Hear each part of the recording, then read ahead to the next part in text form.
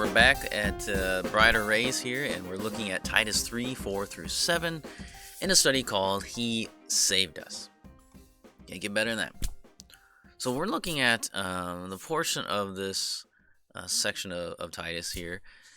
We're going to deal with the idea that the Holy Spirit was poured out. So let's talk about that today. And it says that He was poured out richly. So salvation, as we've been going through this, we found out that salvation is rooted in God's goodness and love for mankind. It is according to His mercy, which means it's His choice, and comes to us through the work of the Holy Spirit, who was poured out on us.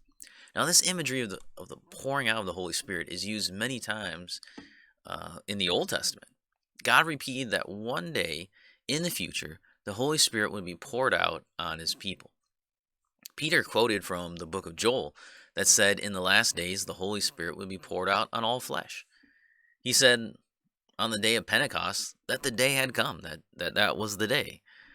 The Holy Spirit had been poured out. That's why they were doing what they were doing. That's why they were preaching in all those different languages, and everyone was hearing them preach in their own native tongue. It's because the Holy Spirit had come and had been poured out upon all flesh. The Holy Spirit, regenerates. Remember, He regenerates and renews. And that regeneration and renewal had come at the day of Pentecost. That's what He says, and it shall come to pass that everyone who calls upon the name of the Lord shall be saved. So, salvation is rooted in God's goodness and love for mankind. It is according to His mercy, His choice, and comes to us through the work of the Holy Spirit, who is poured out on us through Jesus Christ, our Savior. Jesus said, "But when the Helper comes, whom I will send to you from the Father, the Spirit of truth, who proceeds from the Father, He will bear witness about me.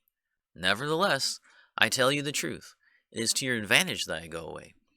For I do not go away. If I do not go away, the Helper will not come to you.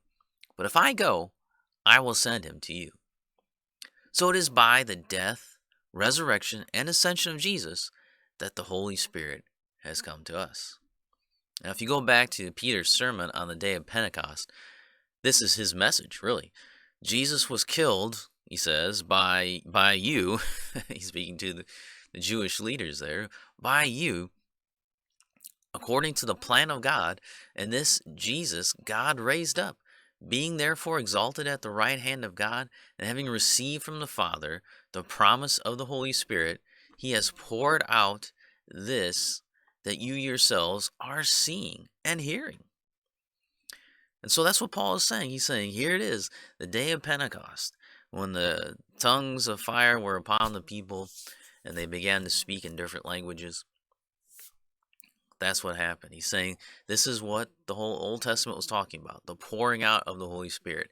And here He is. He's been poured out. He is out. He is everywhere. And people are being changed right before your eyes. That's what's happening. What you're seeing, what you're hearing, that's from the Holy Spirit. And He has been poured out just as Jesus had promised, just as God had promised in the Old Testament. Here He is. There's no mistaking it. So that's why they were doing what they were doing. That's why they heard the noise. That's why they heard them speaking the different languages. That's why they were all hearing the gospel at that moment, is because the Holy Spirit had come. So that's great news. That's a great another little section of talking about salvation here. And we got another coming up tomorrow. So we'll take a look how we are justified and heirs of eternal life. So that's our next study. So come back next time and we'll take a look at that.